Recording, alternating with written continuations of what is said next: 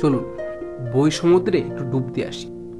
Bangla motor থেকে শাহবাগ যাওয়ার যে রোড, সেই রোডের হাতের ডানে যে গলিটা পড়বে, সেই গলি ধরে কিছুক্ষণ এগুলেই আপনার চোখে পড়বে বিশ্ব সাহিত্য কেন্দ্র। আপনাকে প্রেস করতে হবে লিফটের 7, তাহলে আপনি পৌঁছে যাবেন বাতিঘরে। বাতিঘরের পদযাত্রা শুরু হয় 2005 সালে বন্দরনগরী চট্টগ্রামে।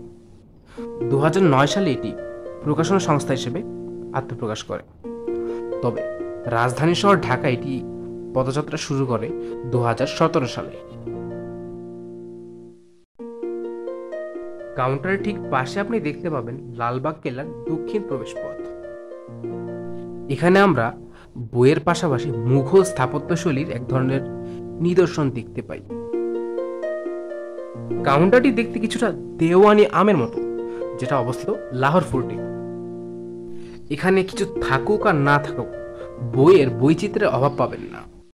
বইগুলোর কাছে যেন পাঠকরা এক প্রকার মেহমান। জীবনের জানা অজানা গল্প লেখার জন্য আপনি এখানে পেয়ে যাবেন দৃষ্টিনন্দন সব ডায়েরি।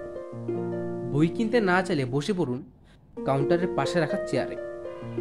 এখানে আপনি নিরিবিলি পরিবেশে বই পড়তে পারেন, হারিয়ে যেতে পারেন ছন্দ আর গল্পের মিশেলে তৈরি রূপকথার রাজ্যে। শিশুদের জন্য রয়েছে আলাদা কর্নার, সেখানে আপনি পেয়ে যাবেন শিশুদের মনোরঞ্জন করা বিভিন্ন ধরনের বই। বই পড়তে পড়তে যদি শরীরে একঘেয়েমি ভাব চলে আসে, আপনি চলে যেতে পারেন ভবনটির রুফটপে। সেখান থেকে আপনি উপভোগ করতে পারবেন শহরের নান্দনিক সৌন্দর্য। এছাড়া এখানে রয়েছে বিভিন্ন রকমের ফুলের গাছ।